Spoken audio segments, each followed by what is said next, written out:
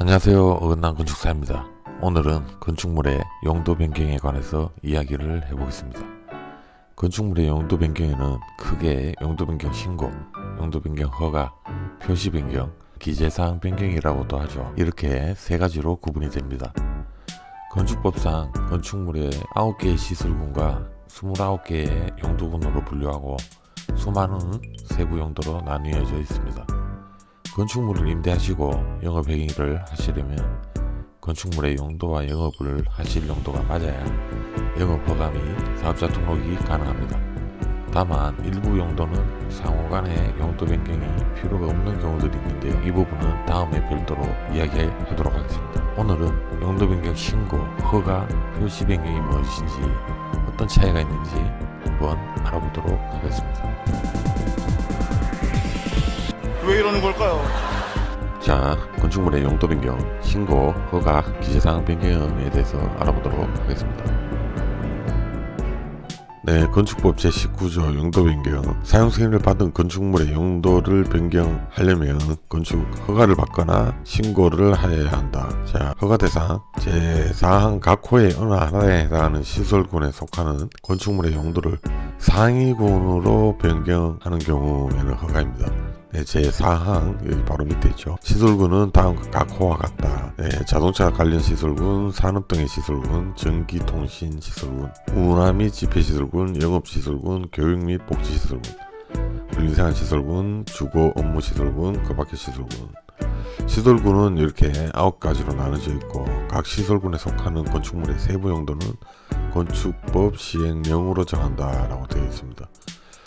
시설군 9가지는 제가 대학교 다닐 때 교수님에게 배울 때 앞자리를 따서 자산, 전문, 용교, 군주기 그 밖에 시설군이지만 이걸 기타 시설군으로 보고 자산, 전문, 용교, 군주기 이렇게 외웠습니다. 요게 아직도 잊혀지지 않고 있네요. 거의 대학교 졸업한 지 5년 가까이 된 것 같은데 아직 잊혀지지 않고 있습니다. 그래서 허가 대상은 여기에 시설군 중 1번부터 9번 중에 큰 숫자에서 작은 숫자, 그러니까 순위가 올라간다고 볼 수 있죠. 순위가 올라가는 거에 해당하는 용도를 변경할 때는 허가 대상, 그리고 반대로 신고 대상은 시설군 속에 속하는 건축물의 용도를 하위군에 해당하는 용도로 변경하는 경우는 신고 대상입니다. 그러니까 번호가 작은 거에서 큰 번호로 순위가 떨어진다고 보시면 되겠죠. 순위가 떨어지기 때문에 용도 변경 신고하면 된다, 그렇게 이해를 하시면 되겠습니다. 자, 허가 대상은 상위군으로 올라갈 때 허가 대상이고 신고 대상은 하위군으로 내려갈 때 신고 대상. 그렇다면 같은 시설군 내에서 용도 변경이 있을 수도 있는데요. 그런 경우에는 여기 적혀 있죠. 다만 제4항에 따른 시설군 중 같은 시설군 중 안에서 용도 변경을 할 때는 건축물 대장 기재 내용의 변경을 신청해야 된다. 이게 건축물 관리대장 표시 변경, 즉 건축물 관리대장 기재사항 변경이라는 행위라고 보시면 됩니다. 다만 대통령령으로 정하는 변경의 경우에는 그러지 아니하다라고 되어 있죠. 이게 상당히 중요한데요. 이 부분은 다음에 얘기하도록 하겠습니다. 왜냐하면 좀 내용이 많기 때문에 대통령령으로 정하는 변경의 경우에는 그러지 않다. 같은 시설군 안에 용도 변경은 건축물 대장 기재사항 변경 신청을 해야 되는데, 다만 건축법 시행령에서 정해놓은 일부 변경에 대해서는 표시 변경, 즉 기재사항 변경 신청조차 할 필요가 없다. 그냥 변경 자체가 필요 없다. 그런 경우가 따로 정해져 있습니다. 이 부분은 다음에 다루도록 하겠습니다. 네, 제2항에 따른 허가나 신고 대상인 경우로서 표시 변경 같은 경우는 사망이죠. 2항에 따른 허가나 신고 대상인 경우로서 용도 변경하려는 부분의 면적의 합계가 100제곱미터 이상이면 사용 승인을 받아야 된다라고 되어 있습니다.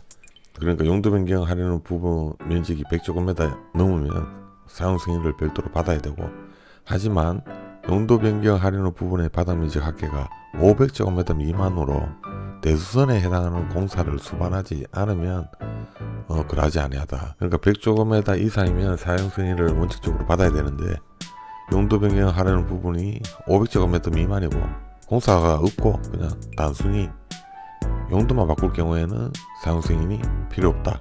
하지만 500제곱미터가 넘으면 사용 승인을 별도로 신청해서 사용 승인을 받아야 된다. 그렇게 이해하시면 되겠습니다. 건축법 시행령으로 건축물의 세부 용도로 분리되어 있습니다. 시설군 9가지를 봤고요. 나머지 시설군 안에 있는 용도군을 한번 살펴보겠습니다. 네, 대통령령이 건축법 시행령입니다. 네, 앞서 봤던 9개의 시설군을 봤었고요. 9개 시설군 내에 용도군이 분류되어 있는데 용도군은 또 26가지 용도군으로 분류가 되어 있습니다. 또 이 용도군 안에서는 또 건축법에 의해서 또 수많은 세부 용도로 나눠져 있는데요. 예, 거기까지는 설명을 드리기에는 너무 시간이 많이 걸릴 것 같아서 생략 돌아가겠습니다. 우선 여기 세부 용도군은 한번 보시면 될 것 같고, 시설군 안에 용도군 중에 우리가 평소 자주 다루게 되는 부분이 5번 영업시설군, 6번 교육 및 복지시설군, 7번 근린생활시설군, 8번 주거 업무시설군, 5, 6, 7, 8번을 실무에서는 용도 변경이 자주 이루어진다고 보시면 됩니다. 운동시설 같은 경우에는 500제곱미터 넘는 헬스장이라든지 골프 연습장 등 그런 경우가 많이 해당이 되고요. 그리고 1종 근린생활시설, 2종 근린생활시설은 저희가 흔히 볼 수 있는 주변에 있는 상가들이 대부분 여기에 해당된다 이렇게 보시면 될 것 같습니다. 용도 변경 시설군 9개의 시설군과 26개의 용도군으로 나뉘어진다. 이 정도만 알고 계시고 나머지 세부적인 것은 건축법 표 1에 세부 용도가 쭉 나눠져 있는데요. 그 내용을 보시면 될 것 같습니다. 그리고 또 제가 표로 정리해 놓은 게 있는데 그걸 한번 보시면서 오늘 마무리하도록 하겠습니다. 네, 용도 변경 정리해 놓은 표입니다. 앞서 말씀드렸던 내용들이고 용도 변경 시설군은 1번 자동차 시설군부터 9번 그 밖의 시설군으로 쭉 나눠져 있고요. 앞서 설명드렸듯 자산, 전문, 영교, 건축기 9개 시설군으로 나눠져 있고요. 용도군은 자동차 시설군은 자동차 시설밖에 없습니다. 그리고 산업 등 시설군에는 운수시설, 창구시설, 공장, 위험물 처리시설, 자원순환시설, 묘지 관련 시설, 장례시설 등등 이렇게 각 시설군마다 쭉 용도군이 또 26가지로 나눠지고 그리고 세부 용도가 또 자동차 관련 시설 안에 주차장, 세차장, 폐차장, 검사장, 매매장, 정비공장, 운전학원, 정비학원, 차고, 주기장 뭐 이렇게 각 용도군 안에 또 세부 용도가 쭉 나눠져 있습니다. 근린생활시설 1종, 2종 나눠져 있고요.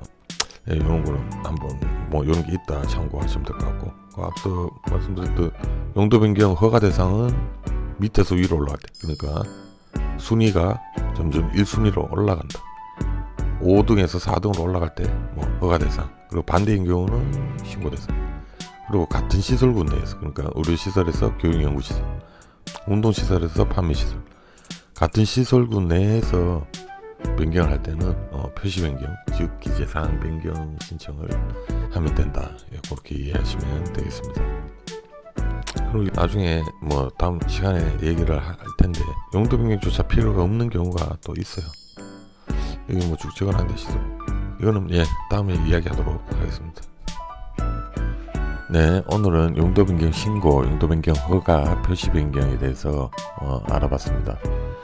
다음 시간에는 용도 변경 및 표시 변경이 필요 없는 경우에 대해서 한번 설명을 따로 한번 드리도록 하겠습니다. 감사합니다.